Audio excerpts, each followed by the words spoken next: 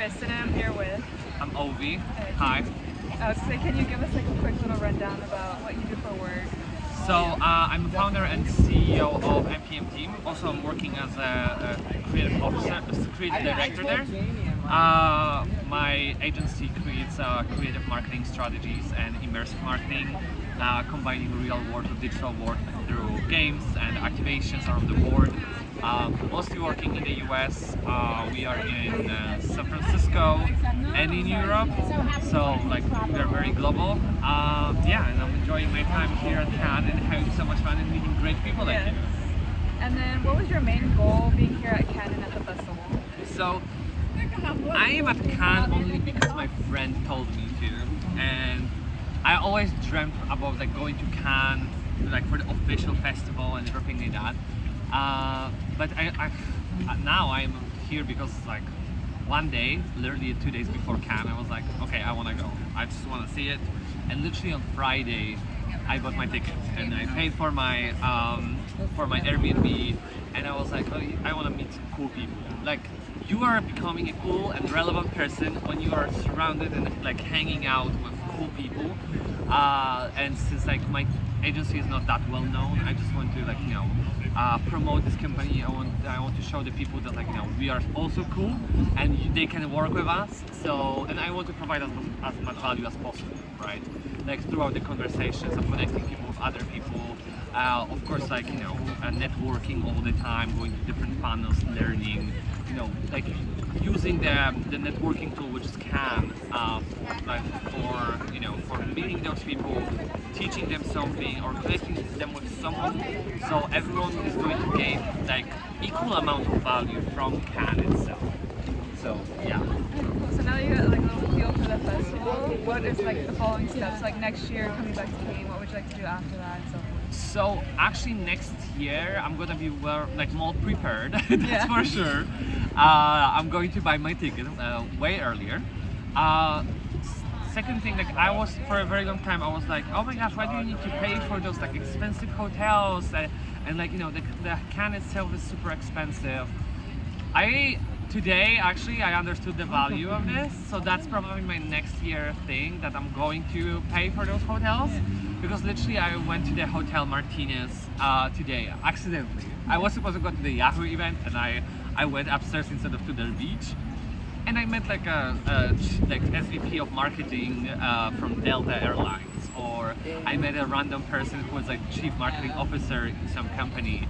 So next year thing for me is for sure investing more time and resources towards those fancier things and reaching out to people that are going to be here, or my old clients, or like even bringing some of our clients with us so they can like experience this, show their brands, and we can like to help them. So that's for sure the next thing. I regret not getting a hotel here in Cannes. I'm actually like 10 minutes away from here by train. So it's not that bad. It's not that bad, but still, I would rather to be here, like somewhere, in front of the beach and have fun throughout, this Corset. It's called Corset. So yeah. So going back to even like before the festival, what made you want to start your business in the first place? So I've been in advertising industry, or creative industry, let's say, since I was 12. Oh. Yes. So my first things that I started doing was I was doing motion graphics and video I was editing videos for the biggest televisions when I was 12.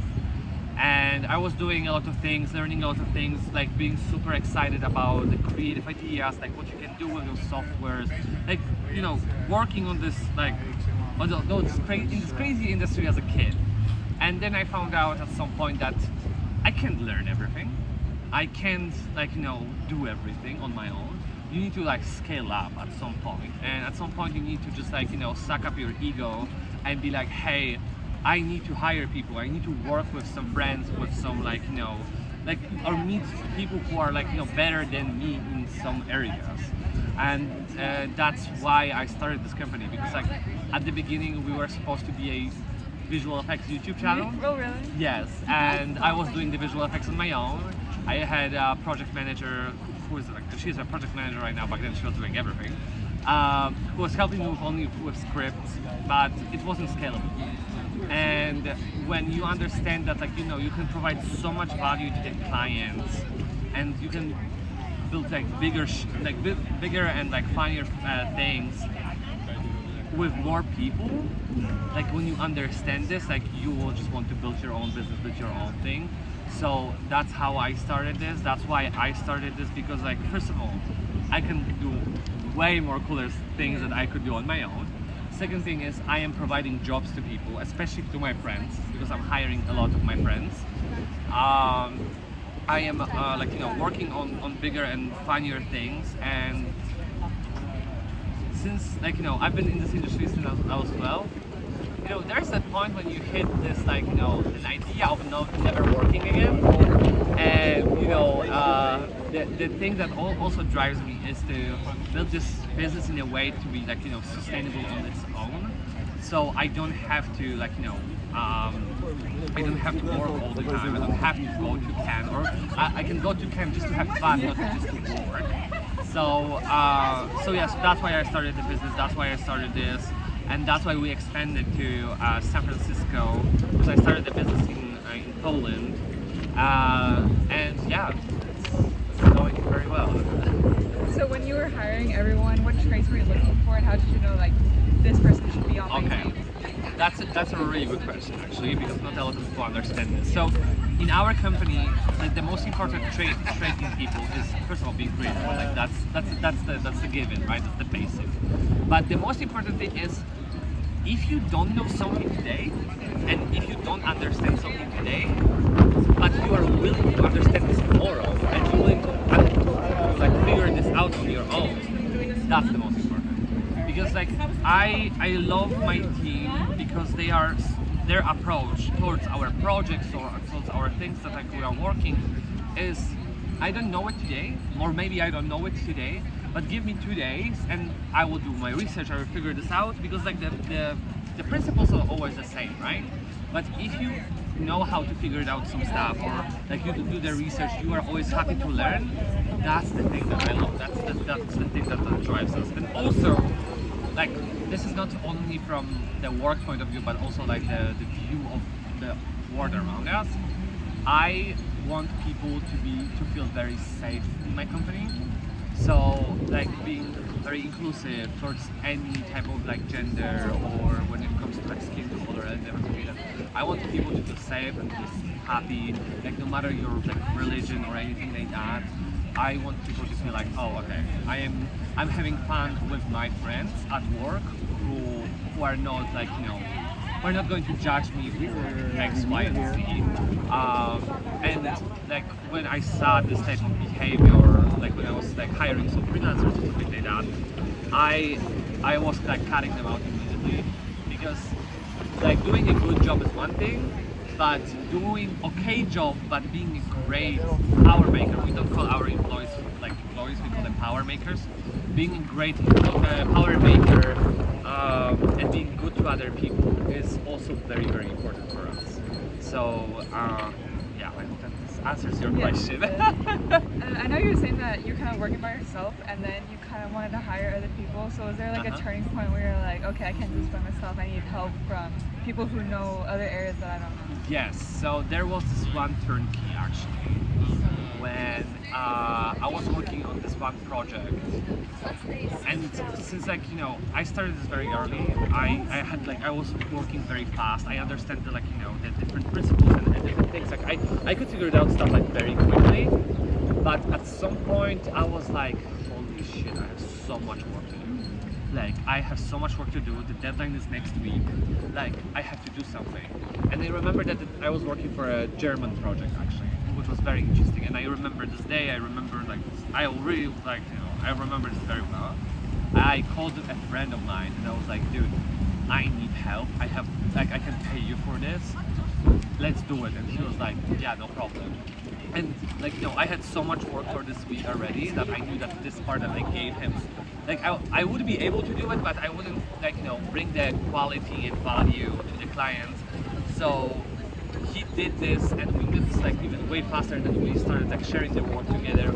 And I remember this day when I was like, okay, I am just one person, and I can't work for multiple people. I mean, I can have like different roles and everything like that, especially in smaller companies, where different, like you're wearing different hats. But for me, I was like, I need to hire you before I need to do something new. So yeah, that was a huge turnkey for us. Yeah. So after that, I know you said that you wanted to like scale to grow. So did you face any problems once you Of had your course. team, and Of how did course. you get past Of that? course. So leadership in general is a hard thing. Like this is not a thing that like you know you are born with. Like some people have like of course better can be better at this like at the beginning. Like I felt like okay I can be a great leader. Recently I learned that I still have so much to learn. But yeah, like you know, not everyone is going to fast as you are. Not everyone is going to be as committed as you are. Like not everyone. Like I don't mean like nobody, but like Yeah. not everyone is going to be as committed as you as a business owner or like creative director of the project or someone leading this project. Not everyone is going to be like you know committed to this in certain way. And the biggest hurdle in all of this is teaching people that okay they like you know they have to work faster and they have to be committed because and teaching yourself that oh like slow down, like calm down, don't yell at people. That's the most important. Don't yell at people, show them the value and let them understand like how you are feeling because like you know when you are a creative director or you're a business owner you want the stuff to be done as fast as possible. And you know that sometimes like you know some people have different work styles and you need to suck this up internally that oh my gosh okay like calm down, it's okay, like the work is not like you know earning, like we are working in marketing, like we are not saving lives, we are saving businesses in some way, right? But we like you know people are not going to die because of our work. I mean depends on the activation Yeah. that you're building, of course. But you know what I mean. It's still marketing, and it's still like you know we are not working in a hospital or something like that. So yeah, the biggest hurdle was like you know like stopping the feeling of you know the fact that oh I need everything as fast as possible. I need people to always committed as I am because you will never get this. Yeah. At some point, did you ever feel like just quitting and stopping and like Oh, yeah. switching industries? Oh yeah, switching industries, no.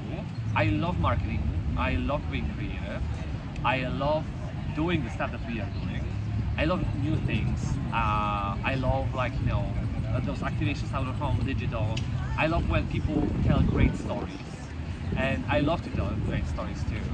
So yeah, I never thought about changing the industry, but quitting as a CEO, oh yeah. Especially when like, you know, last 2 years have been very hard for most of the agencies around the board. And when you are a CEO, you are like actually living from the profit of the company. And when the company doesn't make profit, especially and the company doesn't make profit for a year, where like you know everyone is struggling, you are fighting all the time. That's the moment when like you are fighting with yourself that oh my gosh I want to quit. I'm over this. Like you know, but we are humans, right? And there is the point that like you know the life and like you know the entrepreneurship that teaches you the most, like the most critical point. And if you go through this, like you're gonna learn that okay there are different phases of your business, there are different phases of your like you know of this industry that like you need to fight with, and like you learn how to prevent those things in the future. So yeah. Because I know we already like talked about this on like the first day where it was like everything has to like depend on like the return on investment and Exactly. like getting money. So like out of all the other agencies, how were you like okay this is how we're gonna stand out and like make more money, get more clients so that way Yeah. you know that's all worth it. So we provide a lot of data. Actually, like I started being a huge fan of data recently because of my friend who has a data like marketing research company, and he has so much data, and I became even a bigger fan of data because of him. So we are providing a lot of data, not only on projects that we work, but on projects of our competition. Like let's be real, we are using each other. So we are building a lot of ROI when it comes to stuff like that. We are like interviewing also people like we are trying to like after each project, because like we are building the creative projects. Those are not like performance marketing projects that you immediately see the like ROI or you see the numbers. Most of the stuff that we are doing is mostly like long term, but we are trying to bring as much data as possible to the client immediately after we are done with the, for example, first phase. So yeah, providing the data, providing the interviews. Sometimes because like we are working with Gen Z and Gen Alpha projects, we are talking to their children, like our clients' children.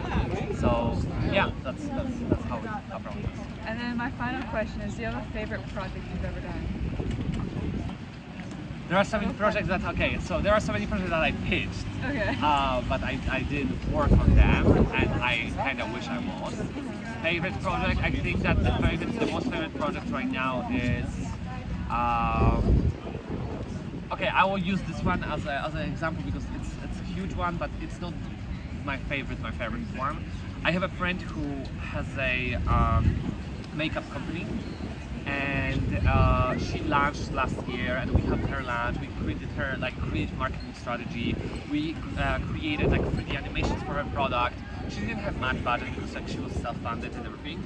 But this is a friend from LA, so that was a kind of different conversation when it comes to money.